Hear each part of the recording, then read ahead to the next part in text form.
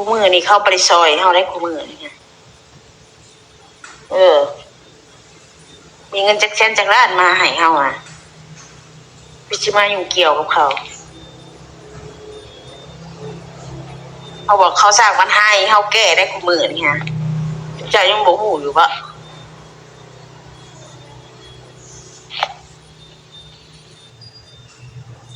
ถ้าจิบใจยังบ่จดบ่สิ้นนะนี่ชิกลัวนี่เองเขาเห็นนะแต่ทางที่เขาหาคู่มือเขาเอายังไปมีจิวาทามไม่สมบูรณ์อีนิ้งมันหาให้เขาซะบ่อาศัยเขาบ่เขาหาอยู่ชั่วโมงนี้ฮะเขาอาศัยเขาบ่เขาอยากทำดูทำที่หาว่าเพราะว่าให้ให้เขาหาคู่มือนี่ฮะเขาพิษบ่จะนอนเขาสิบไปซ้ำจะนอนเขาสิโทรคองกันเราสิเจ้าอีกซ้ำถ้าเขาโทรคองกันเราสิเจ้าต้องไหนเขาให้ได้เลยเมื่อยบ่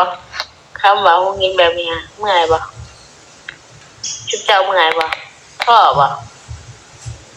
ถามเนี่ยเจ้าท่อบ่คันว่าหาเงินมาให้เฮาน่ะต้องเข้ามาก็อย่าเฮาบ่มีเวลาหรอกสิมาตอบเรื่องไร้สาระ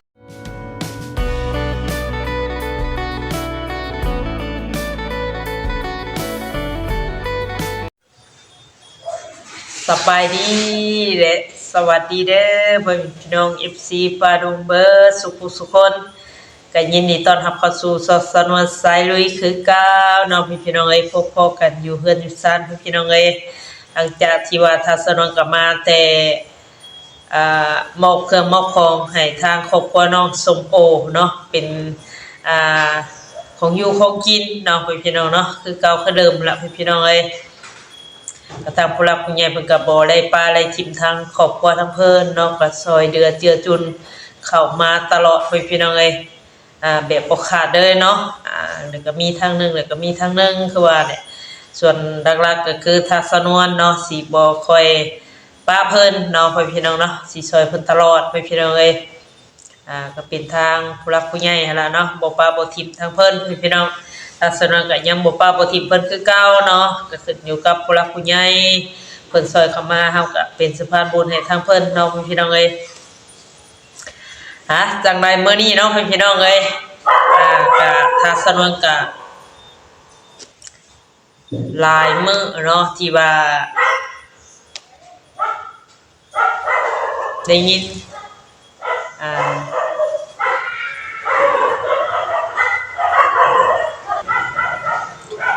ได้ยินเสียงเนาะถ้าสโมเพิ่นเสร็จมาดีแล้วพี่น้องเอ้ยมื้อนี้ก็สิมาเว้าเรื่องสาวโมเนาะถ้าสนองก็ว่าสิอยู่เฉยๆนิ่งๆเนาะพี่น้องเนาะและผู้ใดคนมันก็ว่าโอ้ยสาวนวลได้ว่าอย่าไปสอเราเนาะหรือว่าปล่อยเราไปซะว่าซั่นเนาะถ้าคนสาวนวลก็ว่าสิปล่อยแล้วเนาะพี่น้องก็สิบ่เบ้าบ่ว่าหยังเราเนาะแต่เราก็เสร็จมาบ่ว่าถ้าสาวนวลก็บ่ได้บอกเพิ่นเนาะถ้าว่าบอกก็คือเป็นการที่ว่าจังได๋ได้บ่มีน้ำใจหรือว่าเกินหั่นแหละเนาะตัดขาดเราเกินหั่นนะพี่น้องเอ้ยปิดช่องทางติดต่อประมาณนี้เนาะแต่ถ้าสนวนก็บ่ได้เฮ็ดเนาะแบบนั้นเนาะก็เราก็เซตมาเว้าหลายพอสมควรพี่น้องเอ้ยคำถึกแน่คำบ่ถึกแน่เนาะหลายพอสมควรจักสิว่าแนวใดเนาะโทรศัพท์จนว่าดื้อพี่น้องเอ้ยถ้าสรก็สิว่าสิบ่เว้าบ่หยังได้สิอยู่นี่เด้อเนาะแต่แล้วก็ยังบ่หยุดบ่หย่อนพี่น้องเนาะบ่หยุดจักเทื่อบ่เซาจักเทื่อแหละแต่ทีนี้ก็ทางสนวนก็เลยออกมาเว้าอีกทีนึงเนาะเพื่อว่าให้ FC รับรู้หรือว่าฮู้นำกันหั่นแหละพี่น้องเอ้ยจักสิว่าแนวใดเนาะถ้าสนวนก็โอ้ยพี่น้องเอ้ยแล้วก็ว่า ทางเราเว้าถึงเนาะนี่เนาะเนาะถ้าสรุปให้เบิ่งนี่ข้อความเนาะอันนี้บันก่อนอันนี้เนาะถ้าสนวนส่งหาเพิ่นเนาะถ้าสนวนกันนี่นำเพิ่นบาทะเน่แหละให้อยู่ต่อหน้าบ่ให้ลบให้หนีเนาะให้คุยกันให้มันรู้เรื่องประมาณนี้แหละพี่น้องเอ้ยเนาะยาวเหยียดเลยนี่เนาะโอ้ยพี่น้อง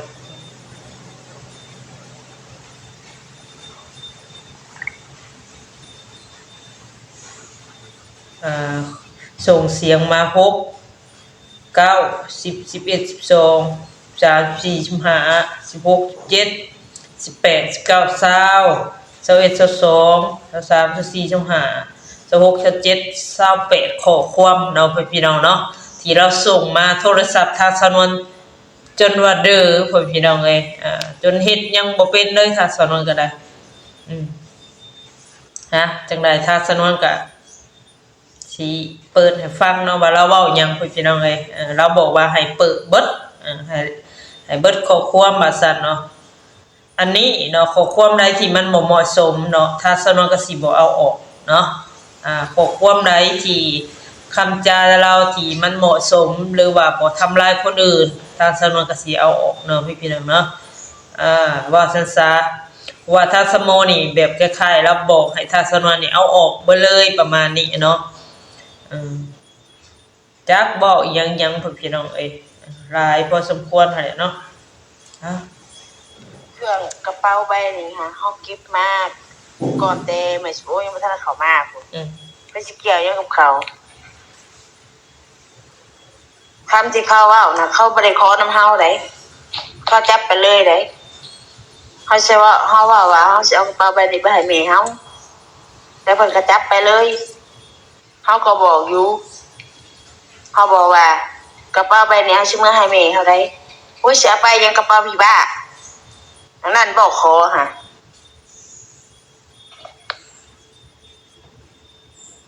คู่มือนี่เข้าไปซอยเฮาได้คู่มือนี่ค่ะมีเงินจักแสนจักล้านมาให้เฮาพี่สิมาอยู่เกี่ยวกับเขาบอกเขาสร้างปัญหาให้เฮาแก้ได้คู่มือนี่ค่ะจุ๊บใจยังบ่ฮู้อยู่บ่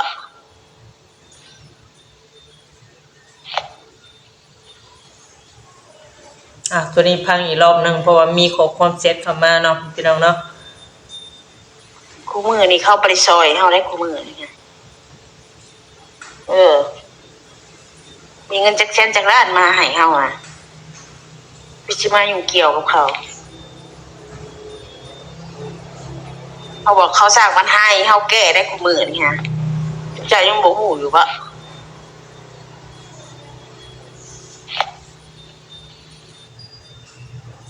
ถ้าจุ๊บใจยังบ่จดบ่สิ้นนะนี่สิกลัวนี่อีกเขาเฮ็ดนะแต่ทางที่เฮาหาคู่มือเขาเอายังไปมันสิว่าทาแม่สมบูอีนิ่งมันหาให้เฮาซะบ่กระเป๋าเฮาก็ไปเอาหรอว่าเฮาก็บ่ได้บุกไปเอาหรอกแค่เฮาอยากให้เห็นตัวจริงหั่นแหละ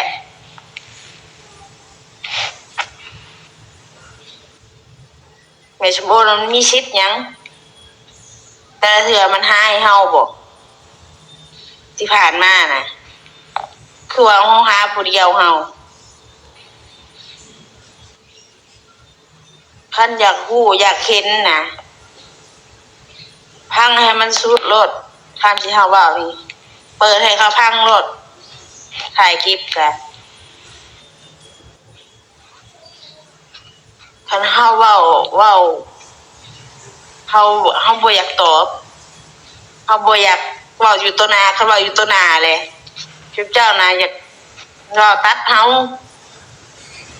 ว่าเฮานี่หาเรื่องหารายเว้าสิเขาใครอยากฮู้อยากเห็นนะคะให้เขาเข้าไปเบิ่งอยู่ในคลิปจุ๊บเจ้าหั่นคลิปเก่าหั่นพอเป็นหยังเฮาสิเว้าบ่ได้ถ้าทางที่เผื่อแห้งเฮาหา มันเป็นไผใช้เฮาเว้าบ่ได้ครับบ่ที่ผ่านมาเขาหายเฮาบ่คือเฮาหาเองตลอดคือว่าเงินเป็นหรือมีแต่เงินเฮาเองตลอดแต่มันเป็นไผแล้วเฮาสิเว้าบ่ได้เว้าอยู่ตัวหน้ารับแนวหนึ่งรับหลังแนวหนึ่งการที่เว้าหาต้องว่าอ้างมาหมดเลยนะคะสิ่งที่เฮาเฮ็ดผ่านมานี่คิดว่าเฮาอาศัยเขาบ่เฮาหาอยู่ซุมื้อนี้เฮาอาศัยเขาบ่เฮาอยากถามดูคือว่าเฮาบ่ได้อาศัยมันยามเฮามีอยู่ผู้ใดเขาจึงว่าน้องบัดเฮาบ่มีบัดนี้ป้าทุกข์เหยียบคือมารทั้งที่ให้งานเฮาเฮ็ดแท้ๆมึงสิไปถามเขาถามเฮ็ดหยังมีหยังแหน่เขามีดีหยังแหน่เฮาหากับเพื่อปากเพื่อท้องเฮาล่ะว่าเฮาไปเอากับกระเป๋าเฮาเองล่ะว่าเพื่อให้เฮาหาล่ะว่าบ่แม่นเพื่อให้มันหาให้เฮาได้คำที่เขาเอาไปของเฮาน่ะคำที่เขาเว้าแล้วเขาเหยียบได้ค่ะเขาเว้าเหยียบเว้ายันได้น่ะ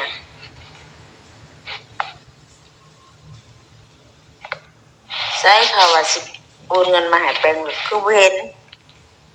ลายแฮงอะลิเพื่อนน่าจะบ่มีบ่อนเมียนรถเฮาก็จะบ่เดินหน้าบ้านก็จะบ่มีบ่อนจอดลายแฮงอะลิสุดยอด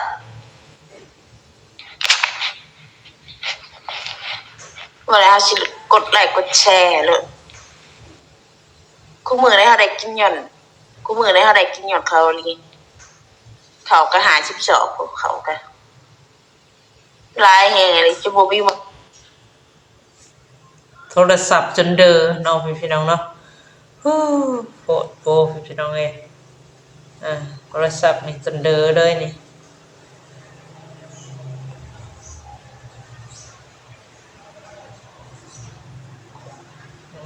โทรศัพท์จนเด้อเนาะเอาไปอยู่ดีผู้อยู่คนอยากได้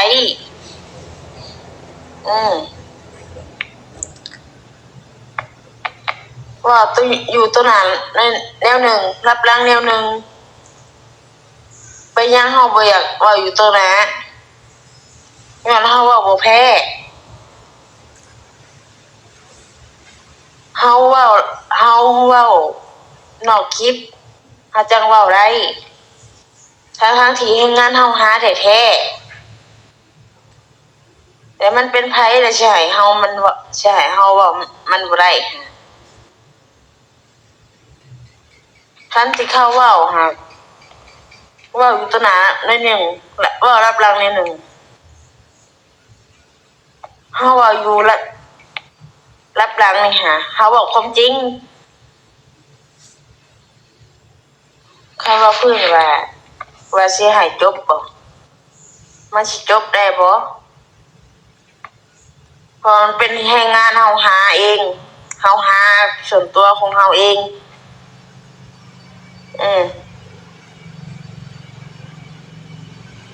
แต่มันเป็นหยังล่ะสิเว้าบ่ได้ฮะคือว่าที่ผ่านมาดิฉันเฮาก็หาเองหมดทุกอย่างทางผู้ใหญ่ให้เฮาก็เอาเฮาก็บ่เคยกล้าขอกับผู้ใหญ่เพิ่นอีกคันเฮาอยู่ก็เว้าบัดเฮาไปหาได้เก็บนั่นได้เก็บนี่มีคนเข้ามาอยู่เอาของเฮาไปคำที่เขาว่าเขาเหยียบเฮาเว้าสิเฮาเว้าเห็นว่าเฮาเงียบเห็นว่าเฮาบ่ปากบ่ติงอีนี่คำที่เฮาเว้าไปนี่ฮะเฮาเว้าเรื่องเฮาเว้าความจริงใจและเฮาบ่เคยตัวไผอีกแต่ก็เฮาก็บ่เคยโกงไผอีกคำที่เฮาเว้าเพราะว่าให้เอื้อยให้เฮาหา เฮาหาคู่มือนี่ฮะเฮาผิดบ่จังหน่อยเฮาสิบ่ไปซ้ํจังหน่อยเฮาสิโทรขอเงินนำสิเจ้าอีกซ้ํคันเฮาโทรขอเงินนำสิเจ้าต้องให้เฮาให้ได้เด้ให้คู่มือโลด อืม เฮาจังสิบ่เว้าหยังอันนี้เหลือแฮงเฮาหาไปยังสิเอาบ่ได้ไปยังสิบ่ได้ก็ห้องก็เข้ามาหวัง2-3มื้อนี่ถ้าสิมีสิทธิ์แหละโยเอาว่าเฮาหาไปเฮาก็หาเพื่อปากเพื่อท้องเอาบ่มันบ่ได้ช่วยหยังพอพิลึกเด้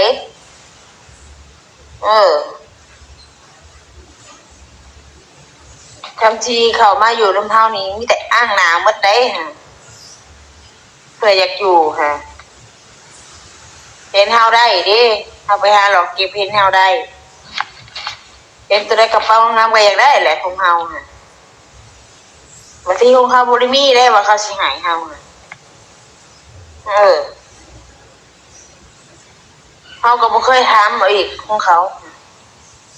กระเป๋าใบนี้บ่แม่นของแม่ชิมโอเด้อเฮาสิบอกซะมันเข้ามามันบ่ได้มีหยังจักอย่างเด้บัดเฮาเว้าว่าเฮานี่เว้าสิเขาว่าเฮานี่ใช้แต่อารมณ์โลกส่วนโตวก็เฮาบ่เป็นแบบนี้แล้วเฮาสิหาได้บ่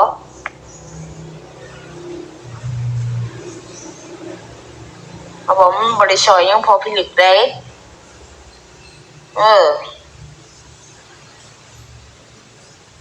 ทำทีเข้ามาอยู่นำเฮานี่มีแต่อ้างหน้าหมดเด้ฮะเพื่อเฮาเว้าแบบนี้เพื่อให้เฮาหาก็เพื่อปากเพื่อท้องเฮาแม่นเฮาสิหาเพื่อคนอื่นว่าคนอื่นเอาไปเขาก็ว่าเฮานี่เว้าใส่เขาเพื่อหยังเฮาสิเว้าใส่เขาคนบ่เว้าใส่เฮาก่อนน่ะไปหยังเฮาสิเฮ็ดบ่ได้เขาเฮ็ดเฮาได้เฮาก็เฮ็ดได้คือกันล่ะว่าเฮาสิก้มให้เขาว่าสิเฮาไผเดียวหยังวะทั้งที่เฮาก็อยู่เฮือนเฮาเอาของเฮาไปเลยว่าเฮานี่อยู่เฮือนอยู่ว่าเฮานี่หาเรื่องว่าสิเขาคู่มือนี่เฮาว่าแบบนี้เขาเห็นก็มาด่าเฮาอีกซ้ำว่ามึงไปเฮ็ดมึงไปด่าเขาเฮ็ดหยังผู้เขาว่าเขาก็ยังเอาของเฮาถ้าสำหรับเฮาเอาตัวรอดได้อีกดอกแต่ว่า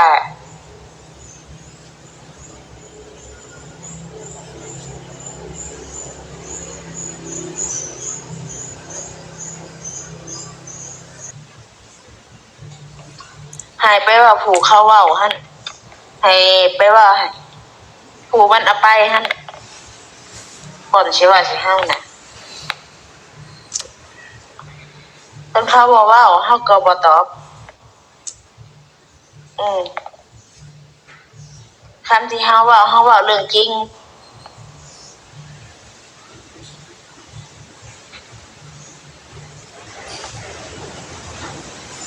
เขาบอกคำเฮาว่าเฮาบ่ได้อายจักดีได้เขาบอกเป็นหยังเฮาสิอยู่เป็นหยังเฮาสิบ่เศร้า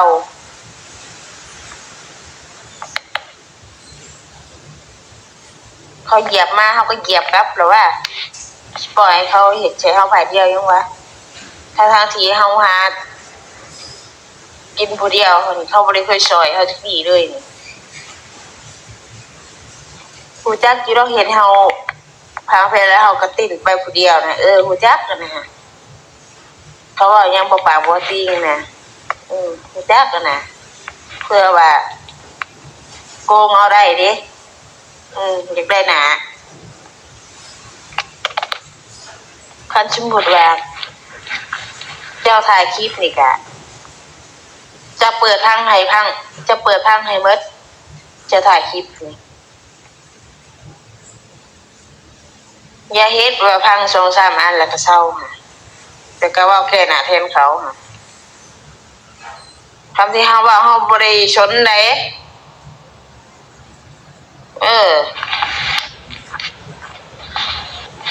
เขาบอกแต่ละคำเนี่ยเขาบอกสิเจ้าบ่ ถามดูเขาบอกสิเจ้าบ่เขาบ่ได้ว่าสิเจ้าเขาว่าใส่อีลิงพุ่น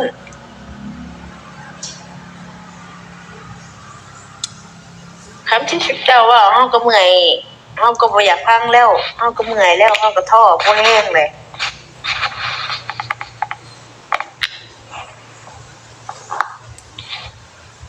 เขาว่าเนี่ยเขาบ่ได้ว่าทางเขาบ่ได้ดึงทางผู้ใหญ่มาเกี่ยวคำเขาว่าแบบนี้จุ๊บเจ้าก็ยิ่งเสียความรู้สึกเลยเพราะฉะนั้นว่าสิเป็นเฮานี่เฮานะให้หนักกว่าจุ๊บเจ้าอีกเฮาไปหาเราเก็บทั้งหายทั้งห้องเพื่อสิหาเงินได้มาแปลงหลุดเฮาเฮ็ดไปเฮาก็หาจุจริตเฮาเฮ็ดไปเพื่อปากเพื่อท้องเฮาหาเงินเลี้ยงลูกเฮาหาเงินแปลงหลุดเฮาบ่ได้ดึงไผเข้ามาเกี่ยวเฮาว่าใส่แต่อีนิ้งผู้เดียว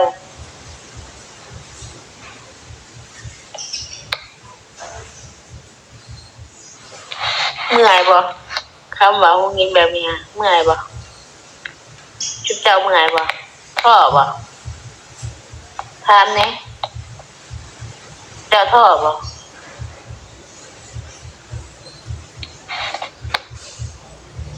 ขนาดฮู้ยินจะมีเจ้าก็ยังเมื่อยบ่แฮงแล้วก็เชื่อว่าเจ้าสิเป็นเฮาถ้าเจ้าเป็นเฮาเฮาบอกรถเจ้าคงสิปากบ่ออกพุ่นแหละอันนี้เจ้าบ่ได้เป็นเฮาซื่อๆอันนี้เฮาว่าสามีเจ้าก็ยังเมื่อยแล้ว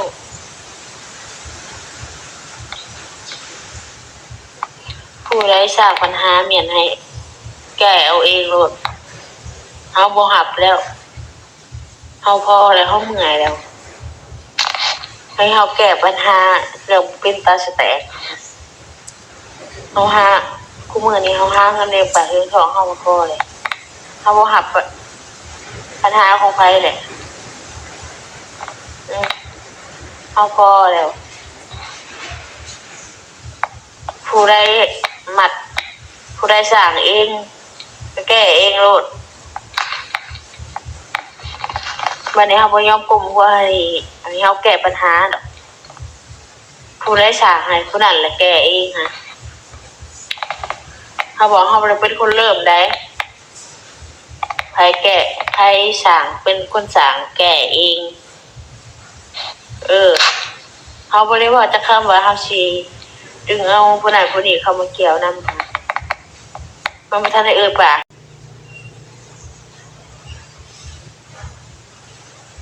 โทรศัพท์จนเด้อเนาะพี่น้องเนาะสาวนวลยังบ่ได้เว้าหยังเลยเด้กับสาวโมเนาะมีแต่เราส่งเสียงมานี่ยาวเหยียดเลยพี่น้องเอ้ยยาวเหยียดเลยโทรศัพท์จนข้างนี่บ่ไปบ่มาหยังเลยนี่เห็นบ่นี่ไปเลยเห็นบ่เราเว้าเองเราเว้าเองเราเว้าคนเดียวเองอ๋อเว้าคนเดียวบ่มีไผเว้าอีหยังเราเลยเนาะทุกคำทุกอย่างที่ว่าถ้าสนวนเว้านี่ออกในคลิปทั้งนั้นพี่น้องเอ้ยอุ้ยบ่คิดเมื่อยบ่คำว่าแล้วย้อนเราเว้าปัญหาเมียนให้ย้อนคำแล้วก็ย้อนอยู่ในคอมเมนต์เฮาก็เม่นบอกแล้วบ่ไปเม่นในช่องสาวนวลเข้ามาแม่เพิ่นเฮาว่านี่ค่ะเข้าไปรับ11เด้อแล้วก็หาเงินมาให้เฮาพร้อมเขาอยากให้เฮาตอบมาเพื่อพาพักผ่อนนี่เดี๋ยวเฮาไปอีกได้คันบ่หาเงินมาให้เฮาน่ะต้องเข้ามาก็อย่าเฮาบ่มีเวลาดอกสิมาตอบเรื่องไร้สาระนี่ฮะ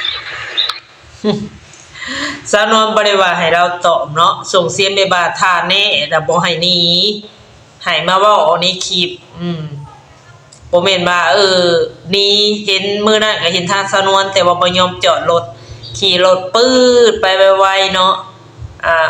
บ่แล้วเราก็มาส่งเสียงมานี่ยาวเหยียดเลยนี่ถ้าสาวนวลยังบ่ได้เว้าหยังเลยบ่นี่อันนี้แต่มื้อก่อนนี่ถ้าสาวนวลว่านี่มื้อก่อนอันนี้เราส่งมาใหม่ๆนี่ นี่ส่งมานี่เนาะนี่แต่นี่มานี่ตื่นมาแหละอันนี้นี่คืออันนี่เนาะอันนี้ก็ส่งมาใหม่ๆนี่อันนี้ทางสนวนส่งไปนี่เนาะบอกให้เราว่าท่านนี้นะบ่ต้องหนีให้โอ้ลงคุยต่อหน้ากันประมาณนี้เนาะเราคิดว่าทางสนวนน่ะพร้อมทางแม่น้องสมโอเนาะทางสมโอประมาณนี้ความคิดของเราเนาะแล้วก็เบ้าไปเพื่อมีพี่น้องไงเนาะเอาจากใดเนาะถ้าเรายังบ่หยุดเนาะก็รอรุ่นรอพังไปเรื่อยๆเนาะพี่น้องเนาะลาสิมาใหม่ใดอีกเนาะเราเว้าเองเองเองเว้าเองคิดเองเว้าเองเนี่ยก็ตอบเองเนาะประมาณนี้พี่น้องเอ้ยจากใดเนาะคลิปนี้ก็ถ้าว่าบ่พี่ว่าผิดบ่ถูกก็ขอโทษขออภัยเนาะพี่น้องเนาะจากนั้นก็ขอมกขอบใจทาง FC ป้าลุงเนาะที่ว่าแนะนำสิ่งดีๆเข้ามาเนาะพี่น้องเนาะตักเตือนในวันนี้นำทักษนวนเนาะเรื่องซาโมเนาะก็ขอมกขอบใจหลายๆเด้อให้บุญคำนำสู่ขอให้ชุมเจ้าอยู่ดีมีแฮงเนาะผมเจ็บใจให้ได้ผมไข่ยาให้มีพี่น้องเอ้ยทักษนวนก็โอ้ยตาสว่างแล้วเนาะพี่น้องเอ้ยถ้าล่ะฮู้ว่าเราเป็นแบบนี้ก็ท่านสนวนก็บ่รับจากผู้รักผู้ใหญ่ไปช่วยเหลือเราจนฮอดมื้อนี้เนาะพี่น้องเนาะจังไดก็ขอมกขอบใจทางสะโมนำเนาะที่ว่าเปิดให้ทางสนวนตาสว่างพี่น้องเอ้ยพอได้ฮู้สนหรือว่าฮู้ที่ไปที่มาของเราเนาะแล้วก็จบกันเพียงเท่านี้เนาะเฮาก็เนาะสาวนวลยังไม่ได้ว่าอย่างแล้วก็ตอบมาแบบเองเว้าเองตอบเองหั่นแหละเนาะว่าทางเฮาสร้างปัญหาให้เฮาแก้ปัญหาเนาะประมาณนั้นแหละพี่น้องเอ้ยเราเว้าคนเดียวทั้งนั้นแหละจังไดก็คลิปนี้ก็ขอโทษขออภัยเนาะพี่น้องเนาะคำใดที่มันบ่เหมาะสมที่ว่าทางสนวนก็เอาออกคลิปเนาะจังไดก็พิจารณาฟังนำกันเนาะพี่น้องเนาะสำหรับคลิปนี้ไปแล้วเด้อบ่มีพี่น้องเอ้ยขอกล่าวคำว่าสบายดี